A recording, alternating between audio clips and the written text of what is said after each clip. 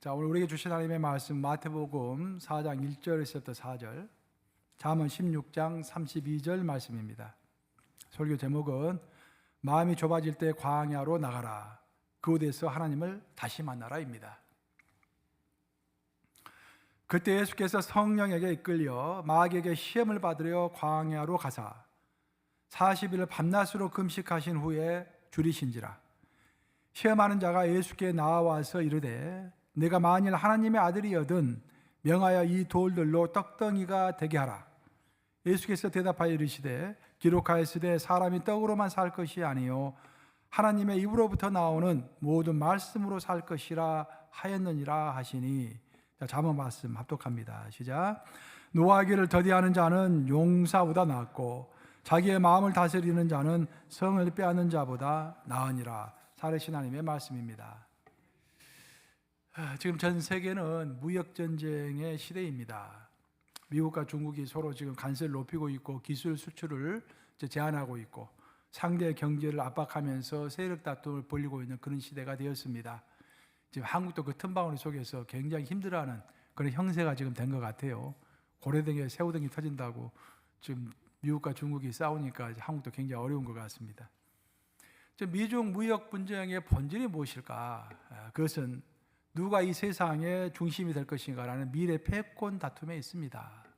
다시 말해서 미국과 중국의 경쟁은 단순한 시장 싸움이라고 보기보다는 어떤 가치, 어떤 시스템이 세계를 지배할 것인가, 그 가치관의 싸움인 것입니다.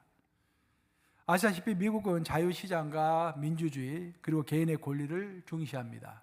반면에 중국은 국가주도의 경제와 통제된 질서 그리고 사회주의 이념에 기반한 체제를 옹호하고 있습니다. 상당히 다르죠.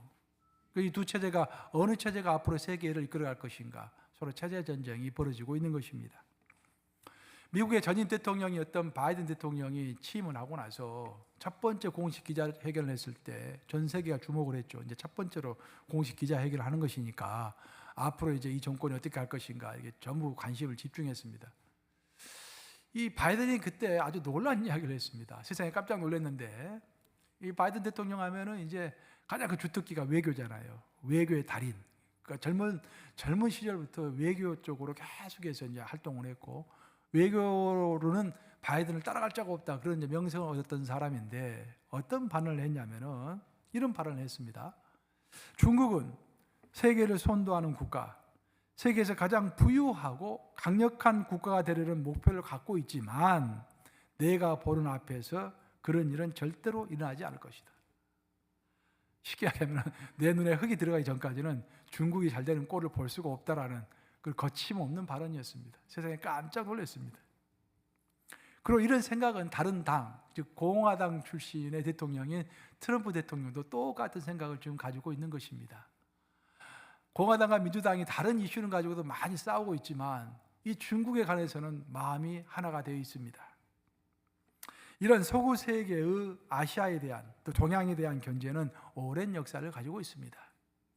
20세기 초에 유럽의 열강들은 산업기술과 또 여러 가지 자본력이 충만해지니까 그 산업기술과 자본력을 바탕으로 해가지고 군사력을 증강시켰습니다. 그 본인의 시장 확대를 위해서 아시아와 아프리카에 있는 많은 나라들을 침략해 들어갔던 것이죠. 그리고 그들을 식민지로 만들었습니다. 이렇게 식민지를 갖게 된 나라들이 무엇보다도 고민했던 것이 있는데, 그것은 뭐냐면은 어떻게 하면은 식민지 국민들이 반항하지 않고 그냥 복종할까? 그냥 복종하는 국민들을 어떻게 만들까? 그것을 고민했던 것입니다. 서구 제국들이 아시아에서 식민지를 지배할 때 단순히 군사력이나 경제력만으로 다스린 것이 아닙니다. 오히려 그것보다 더 근본적으로 실행한 것이 있었는데, 그것은 사이콜로지컬 다미네이션, 즉 정신적 지배를 하는데 많은 노력을 했던 것입니다. 즉 피지배민들의 내면적 기상이 있을 거 아니에요. 어떤 포부와 기상과 넓은 마음이 있을 거 아니에요. 그것을 자꾸 발휘하지 못하도록 억누른 것입니다. 즉 호연제기를 억눌러서 시야를 좁게 만드는 정책을 시행했던 것입니다. 그 정책의 핵심은 그들의 자존심을 무너뜨리고 그들이 스스로 열등하다고 믿게 만드는 것, 그것이 사이콜로지컬 다미네이션 정책의 핵심이었던 것입니다. 서구 제국의 식민 정책의 목표는 단순히 땅을 빼앗는 것이 아니라 마음까지 빼앗는 것이었습니다. 그들이 총으로는 식민지 국민들의 몸을 묶었지만 그들의 교육과 문화로 그들은 식민지 국민들의 영혼을 묶어버렸던 것입니다. 이 모든 정책은 결국 식민지 백성들이 마음을 포기할 때, 이제 안 된다라고 절망하고 마음을 포기할 때 지배는 완성된다라는 정치 문화 논리에 기반한 것이었습니다.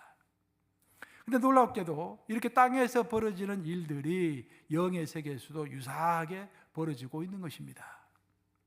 나라가 나라를 견제하면서 지배하려고 하듯이 영적 세계에서는 사탄이 우리 믿는 자들을 견제하면서 지배하려고 으르렁 거리는 것입니다. 그리고 사탄의 핵심 전략도 아주 유사합니다. 사탄이 우리 믿는 자들을 향해서 가지고 있는 핵심 전략 중에 하나는 우리의 마음을 좁게 만드는 것입니다. 마음을 좁게 만드는 거예요. 그리고 멀리 보지 못하게 하고 바로 앞만 보게 하는 것입니다.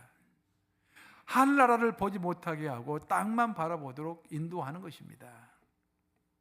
아시다시피 우리 예수님께서 공생애를 시작하시기 전에 40일간, 오늘 본문에 나온 말씀인데 40일간 줄이셨습니다.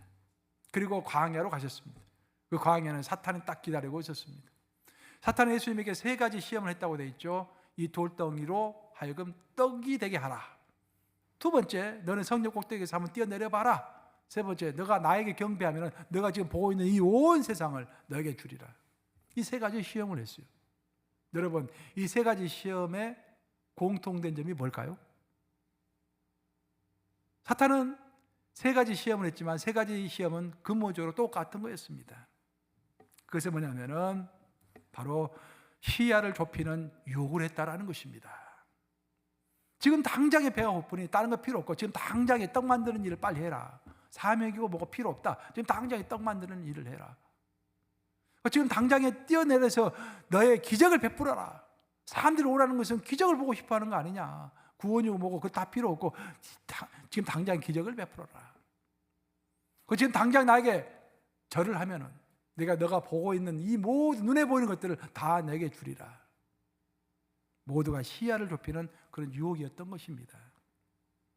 즉 시간적으로는 현재만 보게 만들었고 공간적으로는 땅만 보게 만든 것입니다. 현재 대신에 영원한 것을 봐야 하는데 현재만 보게 만들었고 땅 대신에 하늘을 봐야 하는데 하늘 대신에 땅만 보게 하였던 것입니다. 사탄은 늘 지금도 현재만 보도록 우리를 유도합니다. 그리고 사탄은 늘 땅의 일만, 내 눈앞에 보는 일만 보도록 나를 유도하는 것입니다. 그러나 우리 예수님은 아주 멋있게, 아주 정확하게 말씀하셨죠. 사람이 떡으로만 살 것이 아니라 하나님의 입으로부터 나오는 말씀으로 살 것이라. 여기서 떡이라는 것은 뭡니까, 여러분? 떡이라는 것은 땅이 주는 것을 상징합니다. 땅이 주는 것. 사람이 땅이 주는 것만 가지고 살 것이 아니고 사람들이 좋아하는 것만 가지고 살 것이 아니라 하나님의 말씀이 상징하는 것은 영원한 것이죠. 시간과 공간을 뛰어넘는 것이죠. 그 영원한 것이 주어졌을 때 참 생명을 얻고 참 희락이 있고 참 능력이 있을 것이다 라는 놀라운 말로 사탄을 대꾸 했죠. 그래서 사탄이 깜짝 놀라가지고 그냥 물러났죠. 성경의 나라 이스라엘 한번 가보시면 우리 성지순례 갔었는데 이스라엘 가서 보면 가장 놀라운 것 중에 하나가 광야입니다. 너무도 인상적입니다. 시야를 가릴 것이 아무것도 없는 그 적막한 광야에서 마음이 숙연해집니다.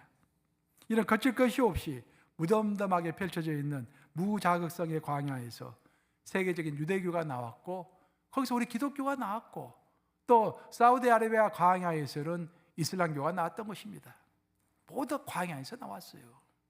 또 수많은 걸출한 영적 지도자들은 거의 다 광야에서 나왔습니다. 광야가 이렇게 영적으로 우리에게 의미가 있는 것은 우리의 시야를 가릴 것이 없기 때문에 광야에 가면, 그리고 광야에 가면은 우리의 마음을 좁게 하는 것이 없기 때문입니다. 그래서 광야가 우리 인생에서 중요한 거예요. 우리의 마음을 넓게 하는 것입니다. 그리고 광야에 가면 볼 것이 없죠. 아무것도 없어요. 하늘만 보게 돼 있어요. 하나님을 보게 돼 있죠. 오늘날 중동 지역에 가면은 광야에서 살고 있는 사람은 거의 없어요. 지금은. 옛날에 많이 살았는데. 그나마 살고 있는 것들이 베두인들이 살고 있습니다. 근데 베두인들은 주로 요르단 지역에 많은데, 요르단에서 이제 국민들로부터 세금도 걷어야 되고, 또 국력도 키워야 되고, 또 질서도 세워야 되고, 그래서 자꾸 유랑 생활을 하고 있는 베두인들을 이제 끌어들이기 위해서 베두인들에게 공짜로 집을 다 지어줬다고 합니다. 국가에서. 뭐 큰 집은 아니겠죠. 공짜로 집을 지어주고 여기서 살아라 그렇게 했던 거예요. 그래서 베두인들이 거기서 이제 집에서 살기 시작했는데, 텐트를 치지 않고 살기 시작했는데 이상한 현상이 드러났습니다. 한 1, 2년 지나고 나서 베두인들이 다시 바깥으로 나온 거예요. 텐트를 친 것입니다. 집에서 살면서도 1년에 꼭 두세 달은 광야로 나가서 텐트를 치고 산다고 합니다. 지금도. 그래서 이제 사람들 물어본 거예요. 왜 집에서 살지 않고 불편하게 집이 있음에도 불구하고 텐트를 치고 광야에서 사느냐. 그때 하는 이야기가, 아니 집에 가면은 꽉 막혀서 답답하고, 마을도 어떤 규칙 같은 것이 있어가지고 너무 답답하고, 그래서 확 트인 광야로 가야 내 마음이 넓어지니까 광야로 간다라고 이야기했다라는 거예요. 제가 요르단에 있는 현지 한국인 가이드로부터 내가 들은 이야기를 좀 해드리겠습니다. 그 가이드가 이제 한 번은 그 베두인 추장에 초청을 받아가지고 그 베두인 이제 마을에 가서 천막촌에 가가지고 일주일간을 생활했대요. 하루는 이제 거기서 생활하고 아침이 돼가지고 세수하려고 눈 지시해서 눈 비비고 앞으로 나오는데, 아니 그 주인이 큰 칼을 들고 딱 서 있더래요. 깜짝 놀라가지고는 이게 뭐냐고 그랬더니, 잠깐 기다려보라고 그러더니 텐트 앞에 어떤 나무가, 조그만 나무가 하나 있었는데 그 나무를 사정없이 베어버리더래요. 그래서 이 가이드가 그렇게 이야기했다는 것입니다. 아니 이 광야에서 나무 한 그루가 이렇게 귀한데 이 귀한 나무를 왜 이렇게 자르냐고, 함부로 자르냐고 그랬더니, 이 나무가 내 시야를 지금 방해하고 있다고. 아침에 텐트 딱 나오면 넓은 광야가 확 보여야 하는데 작은 나무가 딱 가로막혀가지고 자꾸 이 나무를 보게 되니까 불편하다고 잘라버렸다라는 거예요. 제가 그 이야기를 듣고 굉장히 많은 영감이 떠올랐습니다. 우리 인생도 마찬가지예요. 이 넓은 광야, 넓은 하늘을 볼 수 없는 이유는 하늘이 아무리 넓다고 할지라도, 하나님의 은혜가 아무리 크다고 할지라도 내 눈 바로 앞에 작은 나무가 하나 있으면은 그 작은 나무 때문에 전체 하늘을 볼 수가 없는 것입니다. 그럼 우리가 어떻게 하겠습니까? 우리가 말씀의 칼을 딱 빼드려야겠죠. 성령의 검을 딱 빼드려야겠죠. 기도의 칼을 빼드려야겠죠. 그리고 사정없이 내 시야를 가리고 있는 작은 나무를 쳐버려야겠죠. 그래야 하늘이 마음껏 우리에게 보이겠죠. 고린도 성도들은 고린도전서와 후서를 읽어보면 굉장히 비교와 경쟁심이 많았던 그런 성도들이었습니다. 하나님으로부터 은사를 받은 것들을 서로 자랑했어요. 나는 이 은사, 나는 너 은사, 내 은사가 큰가, 너 은사가 큰가, 서로 이렇게 경쟁했던 것입니다. 그래서 사도 바울이 정리를 딱 해줬죠. 어떤 은사가 중요하고 어떤 은사가 덜하고 하는 것들 쭉 정리해 준 게 이제 고린도전서 12장과 14장에 나오죠. 그 중간에 사랑장 13장이 나오는 것이죠. 또 고린도 교회 성도들은 빈부의 격차가 굉장히 심했습니다. 잘 사는 사람과 못 사는 사람들 격차가 심했어요. 그래서 사도 바울이 고린도 후서에서 그런 이야기를 하고 있죠. 너희가 주일날 예배를 드리고 나서 밥을 먹을 때 왜 그런 행동을 하느냐 하면서 쭉 나열을 해놨는데, 오늘날에 우리 교회는 이제 단체로 밥을 만들어서 단체로 이렇게 밥을 먹잖아요. 근데 고린도 교회는, 초대교회는 그렇게 하지 않았어요. 각자가 도시락을 싸오는 것입니다. 그 부자들은 도시락을 맛있는 것을 많이 싸왔고, 가난한 사람들은 돈이 없어가지고 도시락을 못 싸오는 것입니다. 그럼 교회에서는 어떻게 합니까?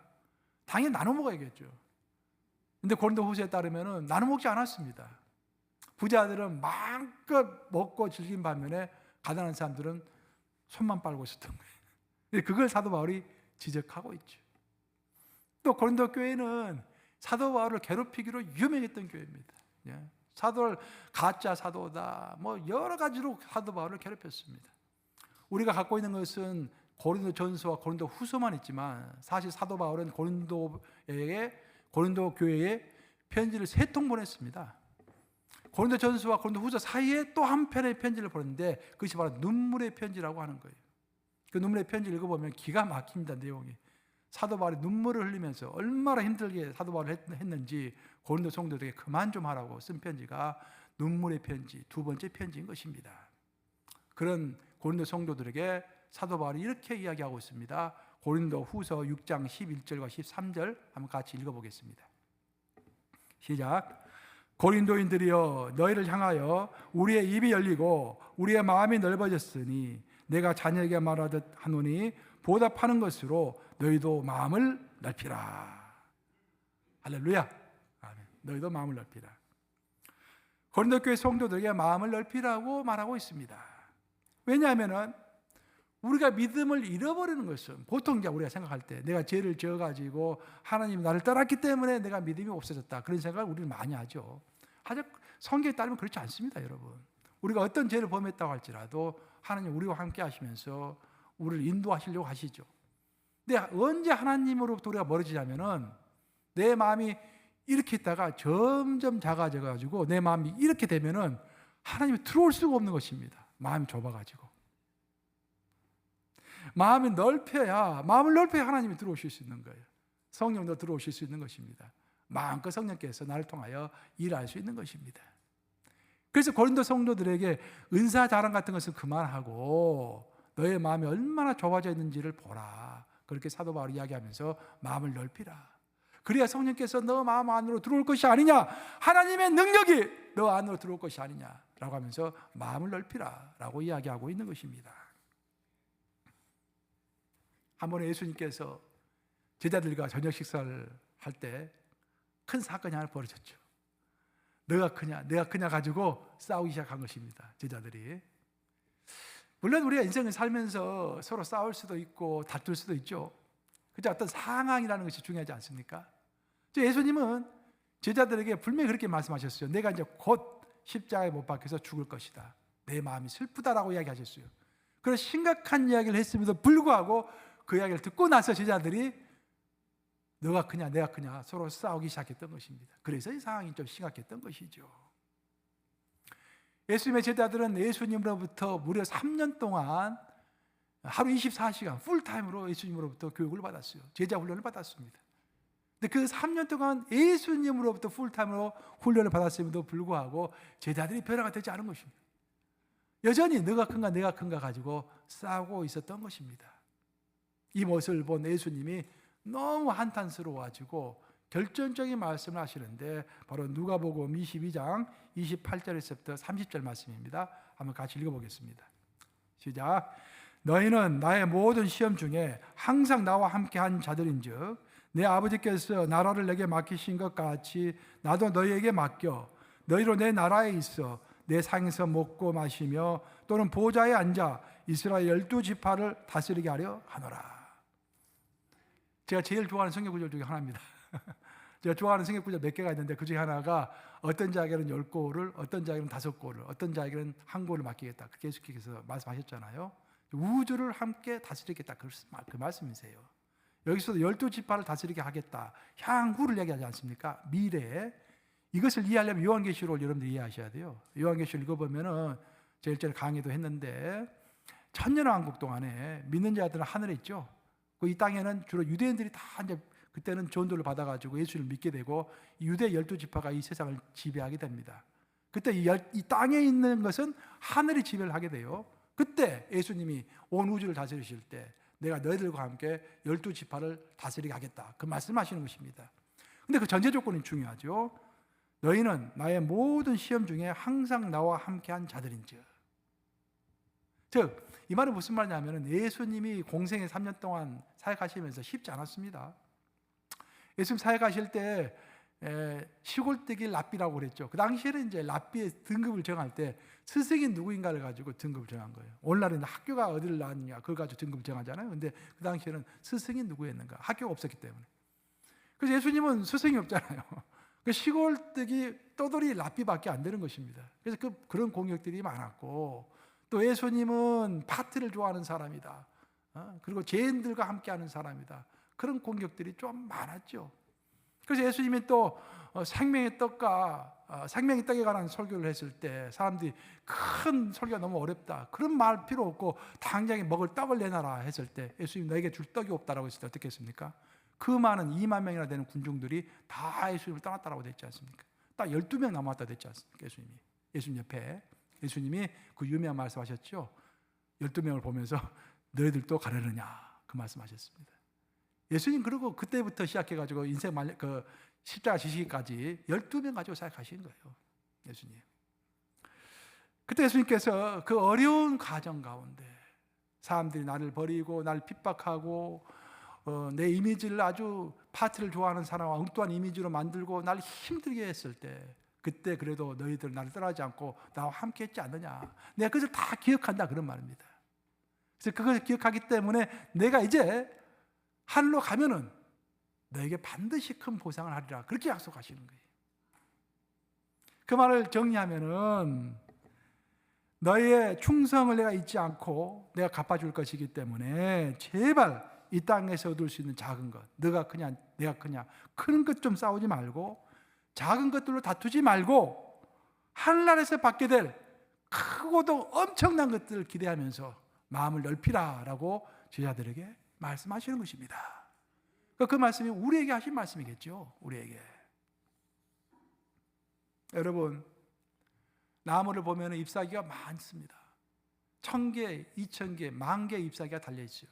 하여튼 그 잎사귀 중에서도 어떤 한 잎사귀에 딱 꽂히면은 그것만 보이는 거예요. 나머지 뭐 10,000개 잎사귀가 보이질 않는 것입니다. 딱 하나의 잎사귀만 보여요. 여러분들 결혼하기 전에 어떤 여인을 딱 봤는데 그 여인만 보면 다른 여인은 안 보이잖아요. 그래서 그 여인과 결혼하는 거 아니겠습니까? 그처럼 하나에 꽂히면은 다른 것이 보이질 않아요. 마찬가지로 우리가 땅의 것에 꽂히면은 하늘이 보이질 않는 것입니다. 마음이 좁아지는 거예요.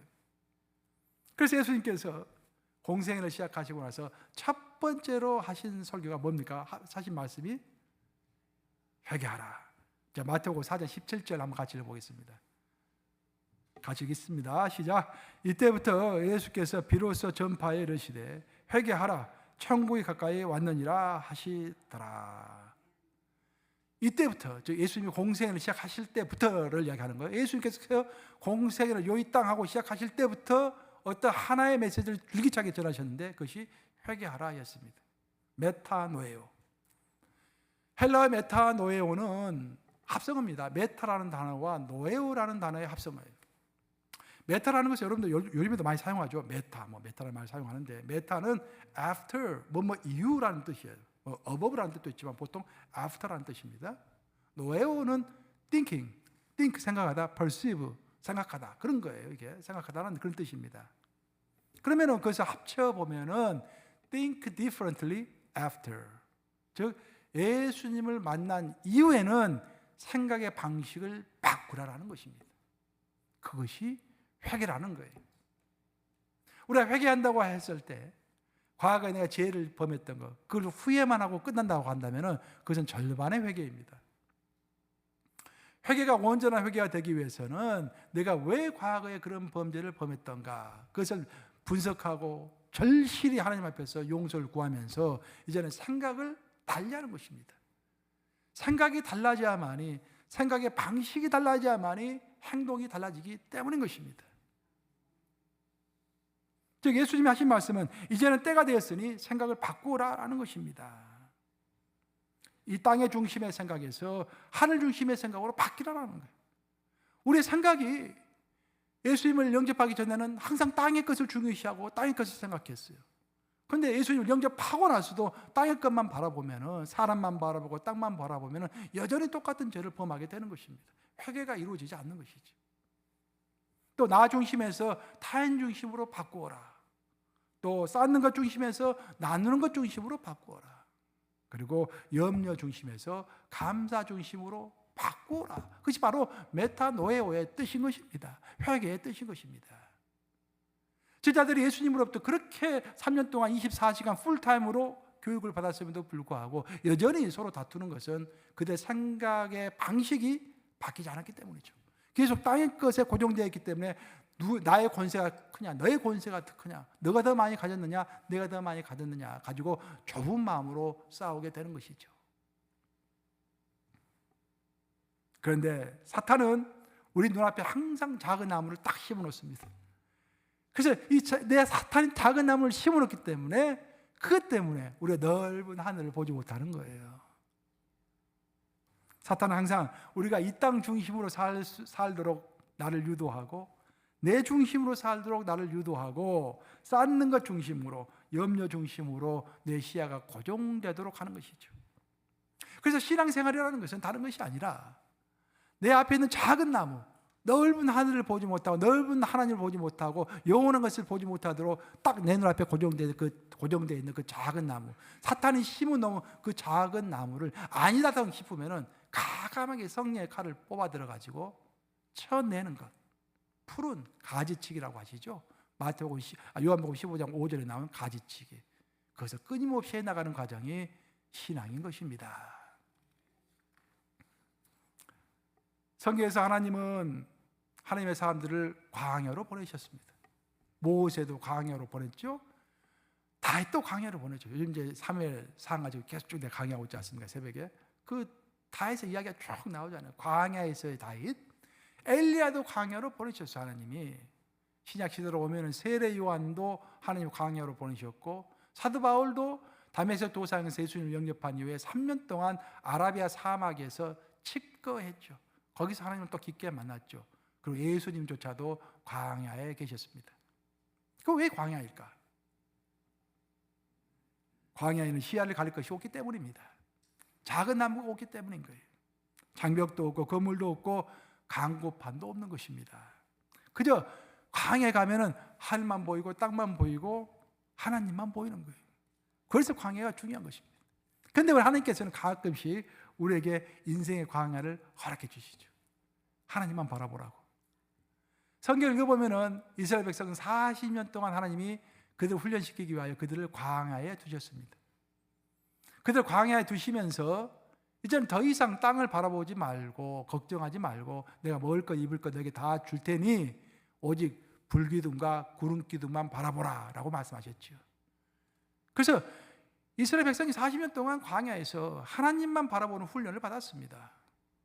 즉 마음을 넓히고 시야를 고정시키고 하나님께 고정시키고 생각하는 방식을 바꾸는 것, 내가 뭘 해야만이 내가 어떻게 얻을 수 있다라는 그런 방식을 바꾸는 것, 하나님이 임재하시면 된다라는, 하나님이 다 공급해 주신다라는 그런 방식으로 바꾸는 것, 생각의 방식을 바꾸기 위하여 40년간 그들을 광야에 두신 것이죠. 이스라엘 백성은 40년 동안 그 광야가 그들에게 고난의 장소였지만 한편으로는 동시에 그들의 시야를 바꾸고 생각의 방식을 바꾸는 40년 기간이었습니다. 마찬가지로 만약 여러분이 현재 인생의 광야 기간에 있다고 한다면, 광야라는 것은 시험, 어려움이죠. 만약 여러분이 지금 현재 어떤 어려운 과정 가운데 있다고 한다면 여러분의 그 어려움이 절대로 낭비되면 안 됩니다. 그러니까 어떤 시련이 온다면 그 시련을 가지고 우리가 그 시련 때문에 유익이 있어야 할 거 아니에요, 우리 인생에. 그 시련 때문에 고생만 하고 시련이 끝난다면 너무 억울하잖아요. 시련이 오면은 반드시 그 시련을 통한 열매가 있어야 합니다. 그래서 그 시련은 낭비됨이 없어야 하는 거예요. 그럼 어떻게 해야 낭비됨이 없을 것인가? 시련 가운데 있을 때 하나님을 바라보는 것입니다. 내 마음을 활짝 넓히는 것입니다. 내 앞에 있는 작은 나무들 다 베어내는 것입니다. 나의 생각을 메타노에오, 생각하는 방식을 바꾸는 것입니다. 그랬을 때 내가 광야에 있는 그 기간 동안에 유익을 얻게 되겠죠. 지난주에 이제 어떤 우리 모 선도님이 저에게 글을 하나 보내오셨어요. 이제 어느 책에다가 이제 기고를 하는데 내게 감수도 좀 해주시고 교정도 좀 해달라고 짧은 글이었는데 보내오셨어요. 그래서 제가 뭐 쭉 읽어봤는데 굉장히 감동스럽더라고요. 그 내용은 이제 제목이 폭찹힐이라는 제목을 가지고 글을 쓰셨는데, 폭찹, 돼지 갈비 같은 게 폭찹이잖아요. 이제 6.25 전쟁을 다룬 영화입니다. 영화를 본 소감을 적은 거예요. 근데 그레고리 팩이 이제 주연을 한 영화인데, 여러분 아시다시피 이제 6.25 전쟁 마지막 막판에 철원 지역, 철원 삼각지라고 그러죠. 철원 지역을 두고서 격전을 벌였지 않습니까? 중공군하고 이제 우리 연합군하고 이렇게 격전, 한국, 미국 이렇게 연합군이 이렇게 격전을 벌였었는데, 그것을 배경으로 이제 영화가 찍어진 것입니다. 그 이제 폭찹힐이라는 것은 미군들이 이제 그렇게 불렀다라는 거예요. 철원 고지가 이제 돼지 갈비처럼 이렇게 생겼대요. 멀리서 보면은. 그래서 그것을 이제 영어로 폭잡 힐이라고 사람들이 부른다고, 미군들이 이렇게 불렀다고 합니다. 그래서 제목이 폭잡 힐이에요. 근데 이제 거기 보면은 중공군들이 워낙 숫자가 많으니까 이제 아군이 밀리니까 아군들이 이제 원군을 요청했고, 그래서 지원군들이 오게 되는 거예요. 근데 지원군들이 이제 그 산으로 고지로 올라가다가 절반 이상이 죽습니다. 그래서 간신히 이제 살아남은 사람들 한 절반이 고지까지 도착했는데, 고지에 도착하자마자 아주 젊은 아주 어린 병사 하나가 오는 총에 맞아가지고 목이 이렇게 상한 거예요. 그래서 그 이제 너무도 안타깝게 죽어가는 그 장면이 이제 그 영화에 나오는 것입니다. 그 장면을 기고문은 이렇게 표현하고 있습니다. 그 병사는 목을 감고 눈을 감겨주는 중이의 품에 안겨 쉐마를 읊조리며 숨을 거둔 것이다.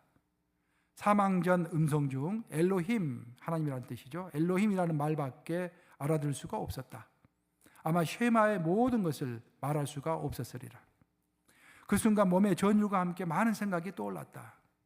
그 병사는 유태인이었을 것이고 토라를 주야로 외고 있었을 것이고 죽는 바로 그 순간까지 쉐마를 잊지 않고 최선을 다해 하나님께 고백하고 간 것이다. 쉐마를 듣는 순간 눈물이 나왔고 나를 생각하게 되었다. 나는 죽는 바로 그 순간에 어떤 말을 하고 죽을 수 있을까? 나를 지금껏 지켜주시고 베풀어 주신 은혜에 하나님께 어떻게 고맙다, 감사하다는 표현을 해야 할까?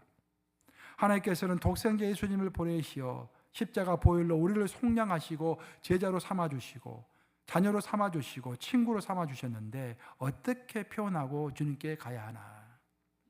우리의 주인이신 하나님은 우리에게 많은 사명을 주셨는데 우리는 잘 감당했는지, 우리는 주인이신 하나님을 너무 스킵하는 경향이 있지 않았는지, 지금도 폭잡힐이라는 말을 생각하면 숨을 거두가면서도 최선을 다해 쉐마를 읊는 그 유태인 병사의 마지막이 생각나며 촉촉히 눈물이 쳤는다.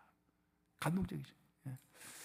저도 생각을 해봤어요. 내가 죽게 된다면 이 병사는 갑자기 죽게 된 거 아니에요 지금? 갑자기 죽게 되면서도 쉐마를 애우면서 죽었다는 거예요. 그 우리가 죽었을 때 무슨 말을 하고 죽어야 할 것인지 그걸 이제 적어놓은 것입니다. 어떻게 이렇게 마지막을 생각하는 마음, 그리고 하나님께 감사하는 마음, 하나님께 미안한 마음, 타인의 죽음 앞에서 나를 돌아보는 그런 변화된 마음이 우리 모두에게 있기를 주님의 이름으로 축원합니다. 하나님께서 인간을 지으실 때 성경을 보면은 하나님께서 생기를 불어넣었다라고 되어 있습니다. 르흐마, 하나님의 호흡을 우리에게 르흐마를 불어넣어 주신 거예요. 그 르흐마가 뜻하는 게 뭔가? 물론 하나님의 존엄입니다. 첫째는 하나님의 존엄하신 것처럼 우리가 하나님의 생기를 받은 존재이기 때문에 인간 다 하나님의 형상을 가진 존귀한 자들인 것입니다. 하지만 하나님이 우리에게 존귀만 불어넣어 준 것이 아니라 하나님의 르흐마를 우리에게 주심으로 하나님의 거대한 스케일도 우리에게 함께 주신 것입니다. 이런 생각해 보세요. 우리는 60억 인구 가운데 하나입니다. 미국에서 우리가 얼마나 하찮은 존재입니까? 나 하나를 미국에 있는 인구들이 3, 4억 인구들이 다 나를 알 수 있겠어요? 모르죠. 전 세계로 보면 더더욱 나는 먼지 같은 존재입니다. 근데 전 세계가 문제가 아니라 전 온 우주에서 나는 몸지도 안 되는 아주 하찮은 존재입니다. 그런데 이 하찮은 존재가 앉아가지고 우주를 생각하는 것입니다. 우주를 꿈꾸는 것입니다. 우주를 가슴에 품는 것입니다. 왜 그게 가능할까요? 우리 하나님의 스케일이 우주적 스케일이고 그 하나님의 르흐마가 나에게 부어졌기 때문에 내가 우주적 스케일을 가질 수 있는 것입니다. 우리의 마음이 우주적 마음으로 넓어질 수가 있는 것입니다. 그래서 성경은 이렇게 이야기하죠. 오늘 본문은 잠언 16장 32절 한번 같이 읽어보겠습니다. 시작. 노하기를 더디하는 자는 용사보다 낫고 자기의 마음을 다스리는 자는 성을 빼앗는 자보다 나으리라. 여러분, 우리 스스로의 마음을 다스려 원래 하나님께서 우리에게 주신 그 우주적인 스케일의 마음, 넓은 마음, 우주적 마음을 빼앗기지 않고 붙드시는 우리 모두가 되시기를 우리 주님의 이름으로 축원합니다. 기도하셨습니다.